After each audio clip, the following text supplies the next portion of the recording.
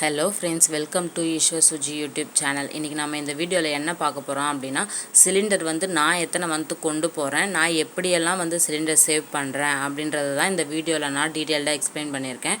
So வீடியோவை skip பண்ணாமல் பாருங்கள். உங்களுக்கு எத்தனை மாதம் ஒரு சிலிண்டர் வருது அப்படின்றதையும் கமெண்ட் செக்ஷனில் சொல்லுங்கள். நீங்கள் இது வரைக்கும் என்னுடைய சேனலை சப்ஸ்கிரைப் பண்ணாமல் பார்த்துட்டு இருந்தீங்கன்னா சப்ஸ்கிரைப் பண்ணிக்கோங்க. அப்போ தான் நான் போடுற வீடியோஸ் எல்லாம் உங்களோட உடனடியாக சேரும். வாங்க நாம் இப்போ வீடியோக்குள்ளே போய் சிலிண்டர் எப்படி சேவ் பண்ணலான்னு பார்க்கலாம். இப்போ பார்த்தீங்கன்னா எல்லா வீட்லேயுமே சிலிண்டர் ஒரு இம்பார்ட்டண்டான பொருளாக இருக்குது. சமைக்கிறதுலேருந்து, தண்ணி காய வைக்கிறதுலேருந்து, பால் காய்ச்சறதுலேருந்துன்னு எல்லாமே நம்ம சிலிண்டரில் தான் பண்ணிகிட்ருக்கோம். இதுக்கு முன்னாடி பார்த்தீங்கன்னா விறகடுப்பு யூஸ் பண்ணிகிட்டு இருந்தாங்க. இந்த காலத்தில் பார்த்தீங்கன்னா விறகடுப்புன்றதே நம்ம மறந்துட்டோம். எல்லாருடைய வீட்டு பட்ஜெட்லேயும் இப்போ பார்த்தீங்கன்னா ஃபஸ்ட்டு நிற்கிறது சிலிண்டர் தான் நான் சொல்லுவேன். ஆனால் பார்த்தீங்கன்னா சிலிண்டரை எந்த மாதிரி நம்ம சேவ் பண்ணோம் அப்படின்னா, நம்ம 3 to 4 months வரைக்கும் நம்ம கொண்டு போகலாம் அப்படின்றது தான் நான் இந்த வீடியோவில் ஒரு 10 டிப்ஸில் சொல்லியிருக்கேன். இதுக்கு முன்னாடியே நான் ஒரு வீடியோ சிலிண்டர் எப்படி சேவ் பண்ணலாம், நான் எத்தனை மந்த்து கொண்டு போனேன்னு சொல்லிட்டு டீட்டெயில்டாக ப்ரூஃபோடு உங்களுக்கு நான் ஒரு வீடியோ போட்டிருக்கேன். நீங்கள் இது வரைக்கும் அந்த வீடியோ பார்க்கலன்னா லிங்க் டிஸ்கிரிப்ஷனில் கொடுக்குறேன், செக் பண்ணி பாருங்கள். இந்த வீடியோ உங்களுக்கு பார்ட் 2வாக இருக்கும். அதில் இல்லாத ஒரு 10 டிப்ஸ் அதை தான் நான் இந்த வீடியோவில் நான் உங்கள் கூட ஷேர் பண்ணியிருக்கேன். இப்போ அது என்னென்ன 10 டிப்ஸ் அப்படின்னு சொல்லிட்டு 1 by 1 நம்ம பார்த்துடலாம். வீடியோவை ஸ்கிப் பண்ணாதீங்க, கண்டிப்பாக உங்களுக்கு ரொம்பவே யூஸ்ஃபுல்லாக இருக்கும். இப்போ ஃபஸ்ட்டு டிப்பு பார்த்தீங்கன்னா லைட்டர் இல்லைனா மேட்ச் பாக்ஸ். இதை ஏன் நான் லைட்டர் இல்லைனா மேட்ச் பாக்ஸ்ன்னு போட்டிருக்கேன்னா, லைட்டர் நல்லாவே ஒர்க் ஆகுதா அப்படின்ட்டு நீங்கள் செக் பண்ணி பாருங்கள். அப்படி இல்லைன்ற பட்சத்தில் நீங்கள் மேட்ச் பாக்ஸ் யூஸ் பண்ணிக்கோங்க. இப்போ லைட்டர்னால் நம்ம கேஸ் ஆன் பண்ணிவிட்டு அதுக்கப்புறம் தான் நம்ம பற்ற வைப்போம். நம்ம எல்லாருக்குமே தெரியும், அது ஆன் ஆகலைன்ற பட்சத்தில் அதை ஆன் பண்ணி விட்டுட்டு 3 times டிக் பண்ணிகிட்டே இருப்போம்.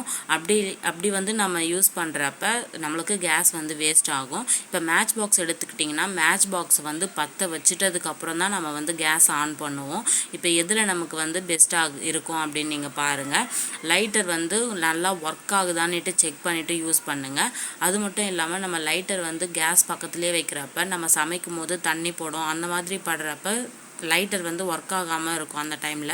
அதனால அதுக்கு என்ன பண்ணுறீங்கன்னு பார்த்தீங்கன்னா, இப்போ நீங்கள் சமைக்கிறீங்க அப்படின்ற பட்சத்தில் சமைச்சு முடிச்சுட்டு அந்த பர்னர் சூடாக இருக்கும் இல்லைங்களா, அந்த பர்னர் மேலே அந்த லைட்டரை அந்த மொனப்பகுதியை வச்சுடுங்க. அப்படி இருக்கிறப்ப அதில் இருக்க தண்ணியெல்லாம் காஞ்சி லைட்டர் ஒர்க் ஆக ஆரம்பிச்சிடும். எப்பயுமே 2 சிலிண்டர் இருக்கும்னு நினைக்கிறேன். இப்போ ஒரு சிலிண்டர் காலி ஆகிறதுக்கு முன்னாடி நம்ம இன்னொரு சிலிண்டர் எடுத்து வைப்போம். அதனால் நம்ம என்ன பண்ணுவோம் அப்படின்னு பார்த்தீங்கன்னா, டக்குன்னு சிலிண்டர் காலி ஆகிறது கூட நம்மளுக்கு தெரியவே தெரியாது. நம்ம இது காலி ஆகிடுச்சா அடுத்து காலி ஆகிடுச்சா அடுத்து புக் பண்ணிவிடுவோம். அப்படியே புக் பண்ணிகிட்டே இருக்கிறப்ப நம்ம ஒரு சிலிண்டர் எத்தனை மந்த்துக்கு வருது இல்லை எத்தனை நாளைக்கு வருதுன்னு கூட நமக்கு தெரியாமல் இருக்கலாம். பார்த்தீங்கன்னா, நீங்கள் சிலிண்டரில் டேட்டுன்னு நோட் பண்ணி வைங்க. இப்போ கேலண்டரில் சீட் இருக்கு இல்லைங்களா, கேலண்டர் கிழிப்போம் இல்லைங்களா, அதில் என்ன டேட்டில் நீங்கள் சிலிண்டர் ஸ்டார்ட் பண்ணுறீங்களோ அதில் டேட்டை அந்த பேப்பரை கிழித்து அந்த மாதிரி ஏதாச்சும் ஒன்று போட்டு நீங்கள் சிலிண்டர்லேயே ஒட்டி வைங்க. அப்படி இல்லைன்னா கேலண்டர்லேயே நோட் பண்ணி வைங்க. இந்த மாதிரி நம்ம நோட் பண்ணி வைக்கிறப்ப நமக்கு ஒரு சிலிண்டர் எத்தனை நாளைக்கு வருது, எத்தனை மந்த்துக்கு வருது அப்படின்றது தெரியும். தேர்டு டிப்பு பார்த்தீங்கன்னா, அகலமான பாத்திரம் அப்படின்றத விட நம்ம பார்த்தீங்கன்னா அடிப்பகுதி சமமாக இருக்கிற மாதிரி பாத்திரத்தில் சமைக்கணும். இப்போ குழியாக இருக்கிற பாத்திரத்தில் சமைக்கிறோம் அப்படின்னா நம்ம சிலிண்டர் ஆன் பண்ணிவிட்டு நம்ம குழியாக இருக்கிற பாத்திரம் வச்சோன்னா அந்த கேஸில் இருக்கிற நெருப்பு பார்த்திங்கன்னா எல்லா இடத்துலையுமே ஸ்ப்ரெட் ஆகும், பாத்திரத்துக்கும் சரியாக பத்தாது. இதுவே தட்டையான அடிப்பகுதி அகலமாக இருக்கிற பாத்திரம் வச்சோன்னா அந்த நெருப்பு ஈக்குவலாக ஸ்ப்ரெட் ஆகி சீக்கிரமாக சமைக்கவும் முடியும், நம்மளுக்குமே சிலிண்டர் சேவ் ஆகும். இப்போ பார்த்தீங்கன்னா பர்னர் க்ளீனாக இருக்கா அப்படின்னு பாருங்கள். நம்ம என்ன பர்னர் சொல்கிறாங்களேன்னு கூட நீங்கள் நினைக்கலாம். இப்போ பர்னரில் பார்த்தீங்கன்னா அழுக்கு சேர்ந்துட்டே இருக்கும். அப்படி இருக்கிறப்ப அதில் சரியான அளவுக்கு நெருப்பு வெளியே வராது. அப்படி இருக்கிறப்ப நம்ம ஃபுல்லாக வச்சு சமைச்சு வரலையே, நெருப்பு பற்ற மாட்டேங்குது பாத்திரத்துக்கு அப்படின்னு சொல்லிட்டு ஃபுல்லாக வச்சு நம்ம சமைக்க ஆரம்பிப்போம். அந்த மாதிரி டைமில் பார்த்தீங்கன்னா அந்த கேஸ் வேஸ்ட் ஆகும். அப்படின்றப்ப நம்மளுக்கு சிலிண்டர் சீக்கிரமாகவே காலி ஆகிடும். அந்த பர்னரை நீங்கள் வீக்லி ஒன்ஸோ இல்லை மந்த்லி ட்வைஸோ அந்த மாதிரி எடுத்து அதை கழுவிட்டு அந்த ஓட்டையெல்லாம் இருக்கு இல்லைங்களா, அதை சுத்தமாக தொடச்சி க்ளீன் பண்ணி விடுங்க. அப்படி இருக்கிறப்ப நம்மளுக்கு சிலிண்டர் சேவ் ஆகும். ஃபிஃப்த்து டிப்பு பார்த்தீங்கன்னா, ஹாட் வாட்டர் குடிக்கிறவங்க நிறைய இருக்காங்க. அதே மாதிரி குழந்தைங்க இருக்க வீட்டில் வந்து பால் வந்து அடிக்கடிக்கு சூட் பண்ணுவாங்க. அந்த மாதிரி டைமில் வந்து ஃப்ளாஸ்க் யூஸ் பண்ணிக்கிறது பெஸ்ட்டு. ஃப்ளாஸ்கில் பார்த்தீங்கன்னா 12 ஹவர்ஸ் வரைக்கும் அந்த ஹாட் வந்து அப்படியே இருக்கும்.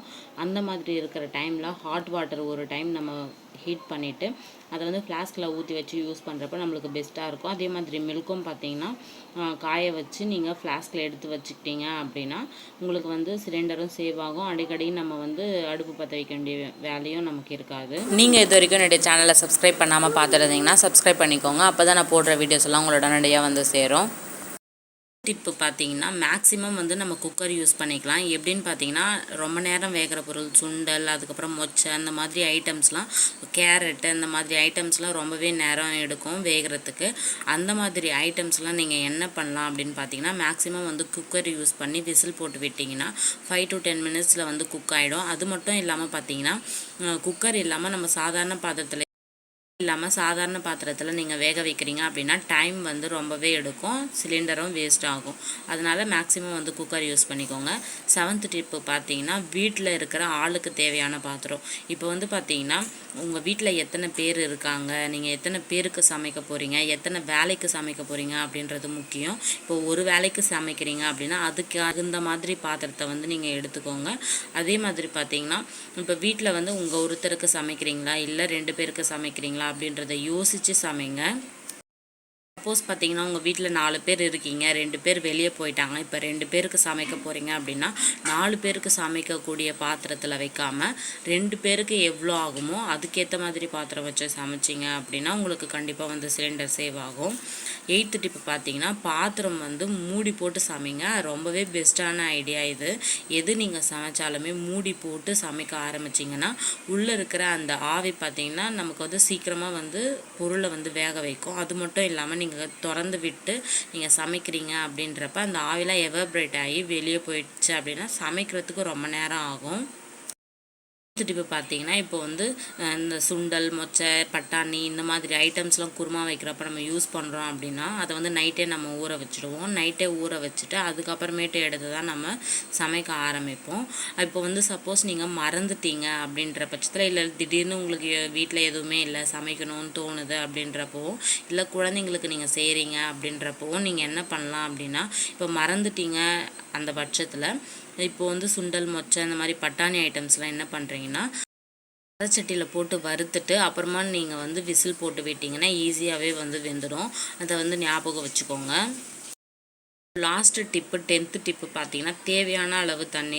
இப்போ வந்து பார்த்தீங்கன்னா நம்ம எவ்வளோ சமைக்கிறோமோ அதுக்கு தகுந்த மாதிரி தண்ணி வச்சோம் அப்படின்னா தான் கரெக்டாக வந்து சிலிண்டர் நமக்கு சேவ் ஆகும். இப்போ வந்து நீங்கள் ஒரு குழம்பே வைக்கிறீங்க அப்படின்னா அதுக்கு அளவான தண்ணீர் காய் வேகிறதுக்காக வைக்கணும். அப்படி இல்லாமல் நிறைய தண்ணீர் வச்சிட்டிங்கன்னா காய் வெந்தும் அந்த குழம்பு தண்ணி மாதிரி இருந்துச்சுன்னா அதை சுண்ட விடுவோம். அந்த சுண்ட விட்டுட்டு அந்த டைமில் என்ன பண்ணுவோம் பார்த்தீங்கன்னா அதுக்கு வேஸ்ட் ஆகும். அதனால நீங்கள் அதுக்கு எவ்வளோ தண்ணி தேவையோ, அதாவது சாப்பாடு செய்கிறதுக்கும் இருக்கட்டும், அது வைக்கிறதுக்காக இருக்கட்டும், எந்த அளவுக்கு தண்ணீர் தேவையோ அந்த அளவு தண்ணீர் வச்சு சமைச்சிங்க அப்படின்னா கண்டிப்பாக உங்களுக்கு ரொம்பவே பெஸ்ட்டாக இருக்கும். மாதிரி பார்த்தீங்கன்னா அடுப்பு மேலே ஒரு சிலர் பார்த்தீங்கன்னா எதையாச்சும் வச்சுருவாங்க, இல்லை சாம்பார் இல்லைன்னா சாப்பாடு அந்த மாதிரி வச்சுட்டு வெளியே வந்து போய் பக்கத்தில் பேசுகிறது, இல்லைன்னா டிவி பார்க்குறது, சீரியல் பார்க்குறது, இந்த மாதிரி போய் உக்காந்துடுவாங்க. அந்த மாதிரி மறந்துட்டு நம்ம விட்டுட்டோம் அப்படின்னா அந்த குழம்பு கறி போய் குழம்பும் வீணாகும், நம்மளுக்கு சிலிண்டரும் வந்து வேஸ்ட் ஆகும். இந்த மாதிரி மிஸ்டேக்லாம் நம்ம பண்ணக்கூடாது. அப்படின்னா அடுப்பு கிட்ட போனோம் அப்படின்னா என்ன வேலை இருக்கோ அதை முடிச்சுட்டு கையோடு நம்ம வெளியே வந்துட்டோம் கிச்சனை விட்டு அப்படின்னா நம்மளுக்கு சிலிண்டர் வந்து ரொம்பவே சேவ் ஆகும். இப்போ வந்து பார்த்தீங்கன்னா எனக்கு வந்து ஒரு சிலிண்டர் வந்து 4 months வருது. உங்களுக்கு எத்தனை மந்த்ஸ் வருது அப்படின்ட்டு நீங்கள் கமெண்ட் செக்ஷனில் சொல்லுங்கள்.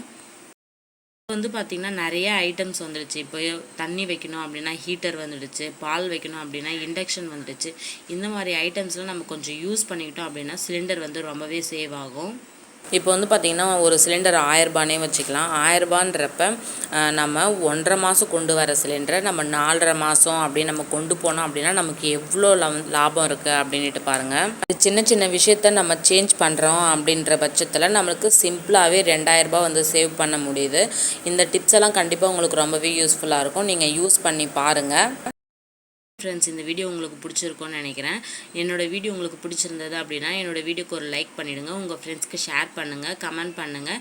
நீங்கள் இது வரைக்கும் என்னுடைய சேனலை சப்ஸ்கிரைப் பண்ணாமல் பார்த்துட்டு இருந்தீங்கன்னா சப்ஸ்கிரைப் பண்ணிக்கோங்க. அப்போ தான் நான் போடுற வீடியோஸ் எல்லாம் உங்களோட உடனடியாக வந்து சேரும். ஓகே ஃப்ரெண்ட்ஸ், பாய். நெக்ஸ்ட் வீடியோவில் பார்க்கலாம். தேங்க்யூ ஃபார் வாட்சிங்.